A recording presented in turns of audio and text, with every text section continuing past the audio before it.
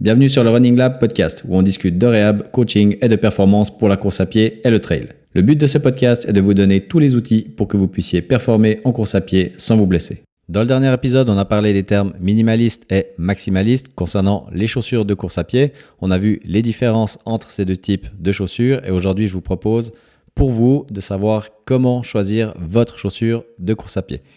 On sait qu'actuellement, on a beaucoup de choix quand on va s'acheter des chaussures de course, notamment quand on rentre dans un magasin où on voit un énorme mur rempli de chaussures de toutes les couleurs, avec des mousses de différentes hauteurs. Elles ont toutes l'air super stylées, super rapides. Ou alors, quand vous scrollez sur les réseaux sociaux, vous voyez plusieurs publicités de plusieurs marques avec des chaussures que vous aimeriez bien avoir au pied ou que vous ne savez pas si c'est la chaussure qu'il vous faudrait.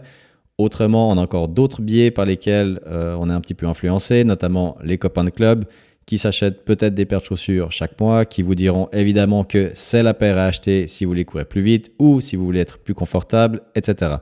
Donc aujourd'hui, on va faire un petit peu le tri dans tout ça. J'ai décidé de découper cet épisode en 3 catégories de personnes, ça veut dire les débutants, intermédiaires et avancés.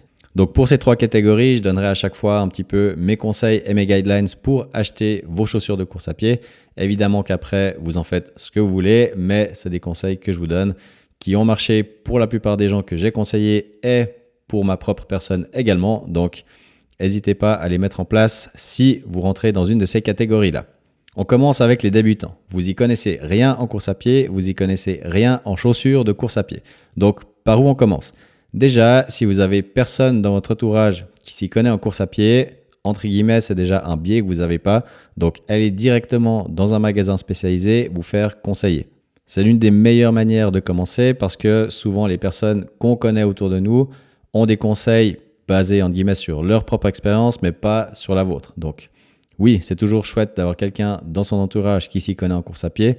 Mais quand vous débutez, allez simplement vous faire conseiller en magasin et puis au début, de toute façon, ce sera surtout du test-retest. Ça veut dire que vous allez devoir faire des essais, essayer peut-être différentes paires, différentes marques et ensuite vous faire votre propre opinion par rapport aux chaussures. Attention quand même quand vous allez dans ces magasins à la petite analyse sur tapis qu'on va vous faire passer.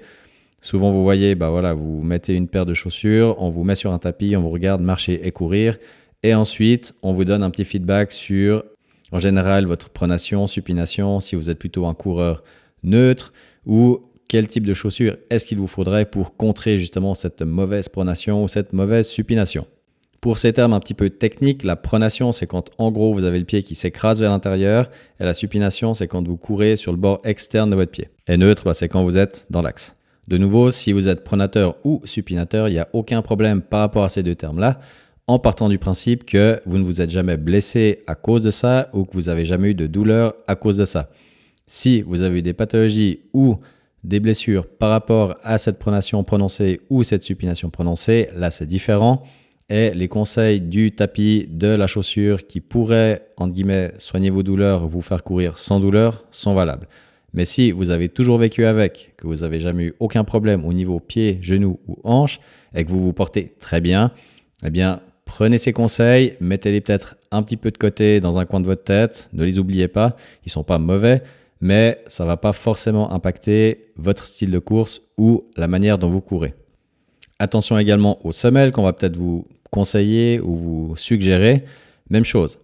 À nouveau, on va vous parler de pieds plats, de pieds creux et toutes ces choses-là. De nouveau, si vous n'avez jamais été blessé ou que vous n'avez jamais eu de douleur par rapport à ça quand vous courez, vous n'avez pas besoin de semelles. Votre corps, il a bien vécu avec sans pendant peut-être 20 ans, 30 ans, 40 ans. C'est pas aujourd'hui que vous allez lui mettre une paire de semelles parce qu'on a vu que vous aviez le pied un petit peu plat d'un côté ou de l'autre, d'accord ? Maintenant, vous rentrez dans votre magasin, vous avez vu une jolie paire de chaussures, vous voulez l'essayer, vous avez fait 2-3 pas le long du trottoir pour courir un petit peu avec, vous vous sentez bien, c'est parfait. Maintenant, quel type de chaussures est-ce qu'il vous faudrait ? Est-ce qu'il vous faudrait plutôt du maximaliste, du minimaliste ? Pour ceux qui n'ont pas suivi l'épisode, le maximaliste, c'est en gros des chaussures avec beaucoup de modifications, ce qu'on peut appeler technologiques. Donc ça veut dire beaucoup de mousse, beaucoup de support, beaucoup de soutien au niveau talon peut-être, beaucoup d'accessoires, en guillemets, gadgets dans la chaussure qui la rendent maximaliste. Et au contraire des chaussures minimalistes, c'est les chaussures qui n'ont pas beaucoup d'accessoires, très peu de mousse, très peu de drop aussi et qui sont, en guillemets, plus proches de la course pieds nus. Pour les coureurs débutants, je vous conseillerais tout d'abord de commencer par des chaussures plutôt minimalistes. Pourquoi ? Parce que vous n'avez jamais couru de votre vie et vous ne savez pas à quoi ça ressemble la course à pied. Donc, de base, ce qu'on va vouloir faire, c'est vous donner une chaussure qui va vous rapprocher de votre foulée pieds nus, comme si vous couriez pieds nus. Pourquoi ? Parce que vous allez adopter tout de suite une foulée beaucoup plus naturelle qui va se rapprocher de ce que vous feriez si vous étiez pieds nus. Ça veut dire qu'en général, vous n'allez pas poser talon ou alors en général un talon très doux. Ça veut dire un talon que vous allez bien rouler, qui fera pas de bruit au sol et vous allez limiter les impacts. Le but de la course entre guillemets minimaliste, c'est justement de minimiser ces impacts. Votre corps, il n'a jamais couru, donc il n'a jamais été confronté aux impacts que la course à pied engrange. C'est quand même pas rien, on parle de 850 sauts à peu près sur une jambe si déjà vous courez juste 10 minutes en footing. Donc c'est pas rien du tout. Votre corps, faut qu'il s'habitue à ça gentiment et la meilleure manière de le faire, c'est à travers des chaussures minimalistes. Loin de moi quand même l'idée de vous dire de courir minimaliste pour être en harmonie avec la nature, de courir pieds nus dans la terre et puis d'être loin de toutes ces marques et de tout ce marketing autour de la chaussure. Rien à voir. C'est surtout parce que, selon les études, on a quand même vu que chez les coureurs débutants, vous avez meilleur temps de courir avec des chaussures minimalistes parce que vous aurez une foulée beaucoup plus naturelle, beaucoup plus économique et vous allez surtout beaucoup plus diminuer vos risques de blessures. Donc pour résumer un peu les points clés pour les débutants, c'est d'abord vous faire conseiller par un spécialiste dans des magasins spécialisés de course à pied. Essayez si vous voulez la petite partie sur tapis, on ne sait jamais si vous avez des pronations, supinations exagérées et que vous avez des douleurs par rapport à ça, etc. Ajustez selon la chaussure, les semelles, tout ce que vous voulez. Mais si vous n'avez pas de problème, choisissez entre guillemets la chaussure qui vous plaît, plutôt minimaliste. Courez avec, testez-la peut-être pendant un après-midi, 2 jours. Peut-être que certains magasins, vous avez l'occasion de les renvoyer ou de les changer si vous n'êtes pas satisfait. Et ce sera surtout pour vous des essais-erreurs. Vous commencez, donc vous n'avez aucune idée, votre pied, c'est pas ce que c'est une chaussure de course à pied et vous devez bien essayer quelque part. Donc testez une certaine marque, regardez si ça vous plaît ou pas. Si ça vous plaît pas, vous les changez. Si ça vous plaît, tant mieux, continuez avec. Et ensuite, avec l'expérience, et si après vous revenez vous acheter une deuxième paire, soit vous reprenez du même, soit vous essayez de passer à une autre marque. Ce qui nous amène justement vers plutôt les intermédiaires. Les intermédiaires, c'est les gens qui courent déjà maintenant depuis un petit moment, qui commencent à s'y connaître pas mal en chaussures de course à pied parce qu'ils ont déjà eu plusieurs expériences avec plusieurs marques. Donc, ils savent déjà à peu près ce qui marche pour eux et ce qui marche un peu moins bien. Mon conseil, ce serait toujours de rester dans les chaussures minimalistes, mais cette fois, voire intermédiaire. Ce que j'appelle intermédiaire, ce serait entre du minimaliste et du maximaliste, si vous voulez un petit peu vous faire plaisir.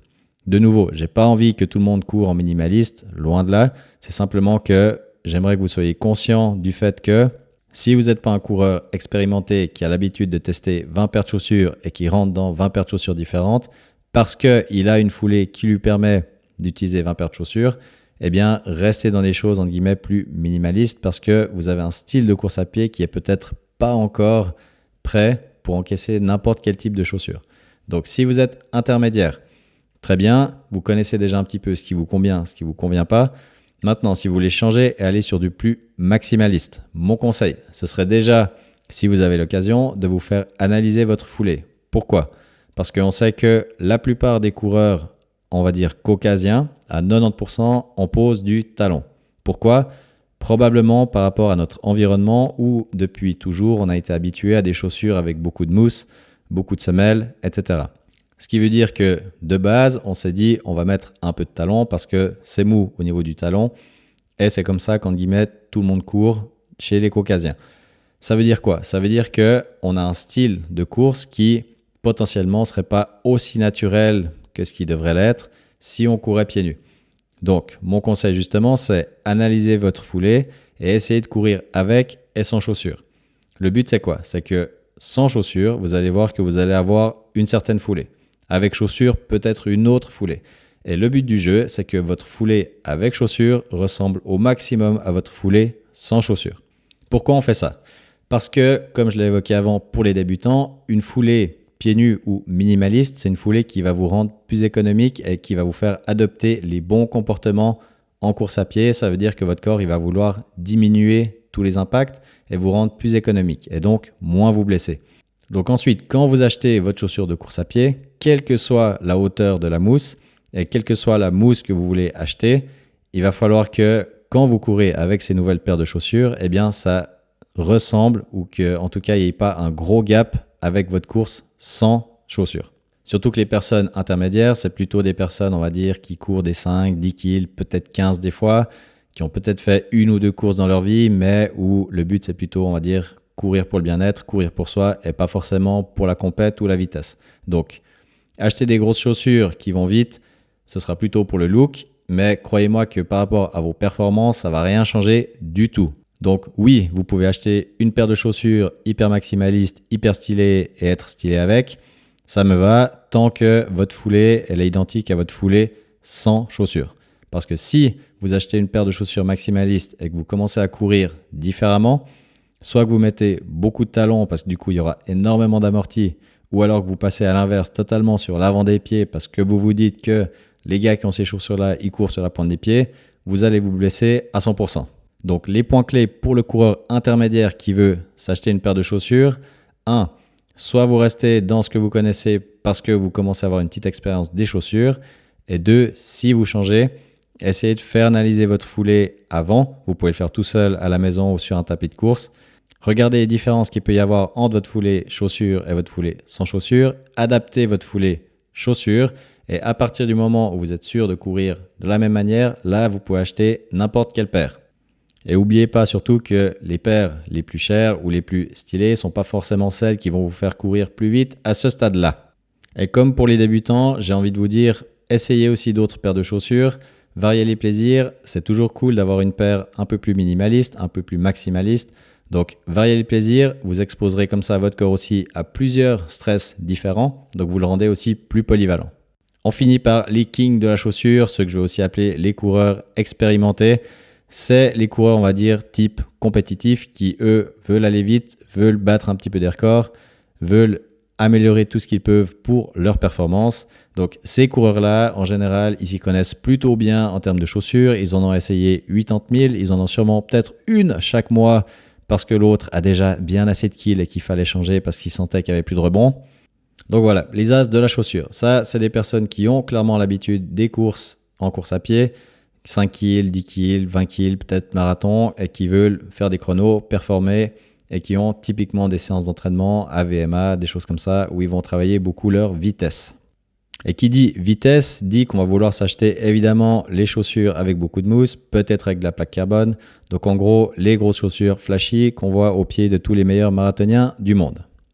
De nouveau, aucun problème par rapport à ça. Ma règle, ce sera la même que pour les intermédiaires, c'est est-ce que lorsque vous achetez vos chaussures qui vont vite, votre style de course ressemble à votre style de course sans chaussures? Et pour moi, ça va s'arrêter là. Si oui, ok, tant mieux, faites-vous plaisir avec vos belles chaussures. Ici, ça pourrait en plus avoir un intérêt à partir d'une certaine vitesse.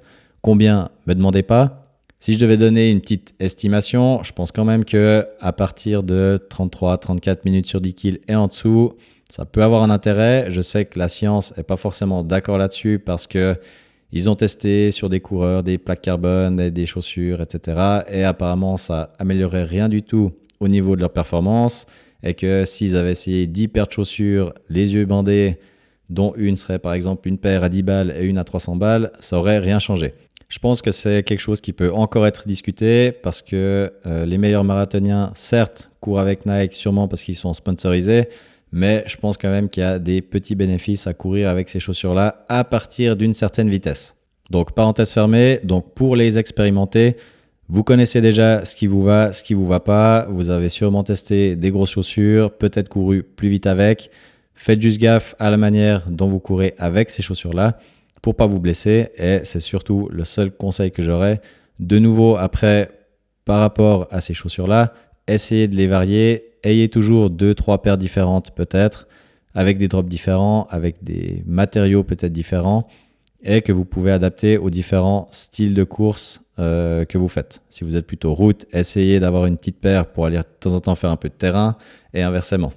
Donc voilà à peu près dans les grandes lignes les conseils que je donnerais pour ces 3 catégories de coureurs. Après, évidemment que vous pouvez faire vos propres choix, vos propres essais. À vous de tester aussi un petit peu ce qui vous convient ou pas. Maintenant, de manière générale, j'aimerais quand même donner 2-3 conseils transverses qui pourront aller pour tout le monde. Essayez déjà de savoir le comment vous voulez courir plutôt que le avec quoi. Qu'est-ce que j'entends par là? Ça veut dire que si vous êtes plutôt un coureur de route, allez pas évidemment vous acheter une paire de chaussures de trail, ça vous servira à rien. Et à l'inverse, si vous êtes quelqu'un qui est plutôt course, montagne et compagnie, vous achetez les dernières Nike Alphafly, ça vous servira à rien non plus. Donc définissez bien d'abord comment est-ce que vous voulez courir, si c'est sur route, sur montagne, sur forêt, faire un peu les deux. Quel genre de chaussures est-ce qu'il vous faudrait avant de sauter sur la première paire flashy qui vous saute aux yeux et que vous trouvez trop cool. Après, évidemment que de temps en temps, il faut se faire plaisir aussi. Oui, on choisit nos chaussures en fonction de ce qu'on veut faire avec, mais si de temps en temps, on peut se faire un petit cadeau à soi-même, eh ben c'est cool aussi. Et puis, on sait tous qu'un petit effet placebo avec des belles chaussures aux pieds, ça nous fait aussi nous sentir mieux, on court un peu plus vite et toutes les performances qui vont avec sont améliorées. Donc, je ne vais pas vous dire non à une jolie petite paire de chaussures. Simplement, sachez ce que ça implique. Soyez bien au clair avec votre foulée et que vous sachiez vraiment contrôler votre foulée pour que n'importe quelle paire de chaussures, une fois que vous l'achetez, vous fasse pas courir de manière différente. Un point sur lequel je reviens encore, c'est votre foulée. Je le répète encore et encore, sachez que votre foulée avec chaussures doit ressembler à votre foulée sans chaussures. S'il y a beaucoup trop de différence entre ces deux types de foulées, corrigez déjà votre foulée avec chaussures. Et une fois que vous aurez votre foulée avec chaussures qui est bien réglée, plutôt avec des minimalistes, là, vous pouvez aller chercher des chaussures plus hautes, plus grosses, plus tout ce que vous voulez, parce qu'au moins, vous saurez que votre style de course, il sera le même dans n'importe quelle chaussure.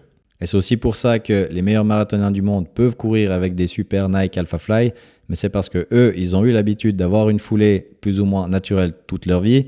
Ils l'ont bien ancrée et aussi parce qu'ils courent 2 fois par jour, donc ils savent très bien comment courir.